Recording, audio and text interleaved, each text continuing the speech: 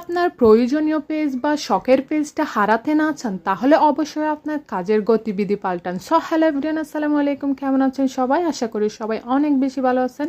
আলহামদুলিল্লাহ আমিও অনেক বেশি ভালো আছি। বরাবরের মতো আরেকটা নতুন ভিডিও নিয়ে হাজির হয়ে গেলাম। আজকের ভিডিওটা একটু অন্যরকম। আজকে কোনো মোটিভেশনাল ভিডিও বা কোনো উৎসাহমূলক ভিডিও না, আজকে একটা টেক ভিডিও যেটা আমরা ছোটো ছোটো কন্টেন্ট ক্রিয়েটারও অনেক বেশি উপকারে আসবে। এটা কোনো বড় কন্টেন্ট ক্রিয়েটার বা বড় বড় যাদের পেজ আছে, যাদের অনেক বেশি পেজের প্রতি ধারণা আছে আর কি, যারা সব কিছুই জানে তাদের জন্য মোটো না। যারা আমার মতো ছোটো ছোটো কন্টেন্ট ক্রিয়েটার, একটু হলেও আমি 9-10 মাস ধরে এই যে একটু একটু কাজ করে যে অভিজ্ঞতা বা যে রুলসগুলোর সম্পর্কে একটু হলেও ধারণা হয়েছে, সেগুলাই আজকে একটু শেয়ার করতে যাচ্ছি।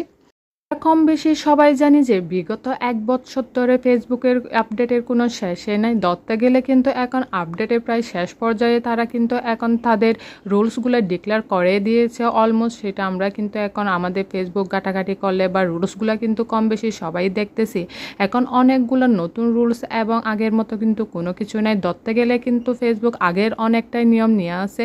এই যে ধরেন এখন তো আমরা বিগত অনেক দিন ধরে যে কোনো ভিডিও কিন্তু আমাদের সামনে সাজেস্ট করতো, কিন্তু বর্তমানে কিন্তু ফেসবুক সেটা করবে না।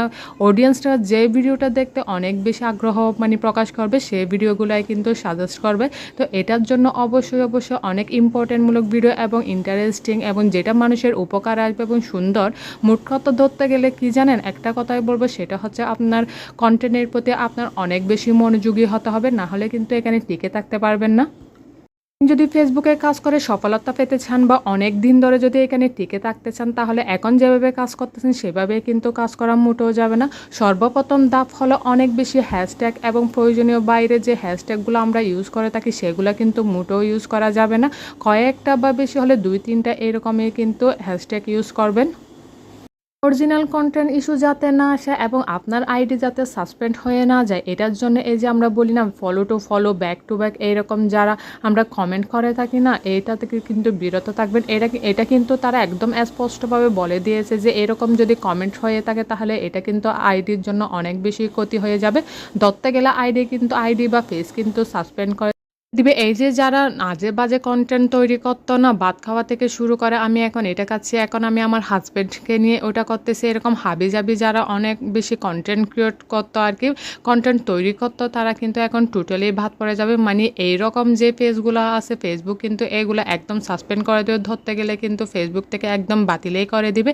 তো বর্তমানে যারা অনেক বেশি কষ্ট করে নিজের উদ্যোগে অনেক বেশি সুন্দর সুন্দর কন্টেন্ট ক্রিয়েট করে আর কি, তারাই কিন্তু এখানে টিকে থাকতে পারবে। যারা তাদের পরিশ্রমের মাধ্যমে সুন্দর করে কিন্তু কন্টেন্ট ক্রিয়েট করে, কোনো কপি নিয়ে যদি কাজ করেন তাহলে কখনোই এগোতে পারবে না। আরেকটা সর্বোপরি কথা হচ্ছে, আপনি কিন্তু শেয়ার থেকে অনেক দূরেই থাকবেন। আপনি যদি অনেক বেশি বা অতিরিক্ত শেয়ার করে থাকেন, 5টা কমেন্ট বা 5টা লাইকের মধ্যে যদি আপনি 20-25টা করে শেয়ার করে থাকেন না, তাহলে এটা অনেক বেশি ইস্যু সমস্যা হয়ে যাবে। খুব সহজেই বুঝে ফেলবে যে আপনার কন্টেন্ট আপনি নিজেই শেয়ার করতেছেন। তো এটা থেকে একদমই বিরত থাকবেন আর কি। আর কখনোই কিন্তু গ্রুপ কিনে কখনোই ওখানে শেয়ার করতে যাবেন না, এটা কিন্তু পরে আরও বেশি বিপরীত হয়ে যাবে। তো সবাই অনেক বেশি ভালো থাকবেন, সুস্থ থাকবেন এবং নিয়ম মেনে কাজ করবেন। আজকে এই পর্যন্তই। আসসালামু আলাইকুম।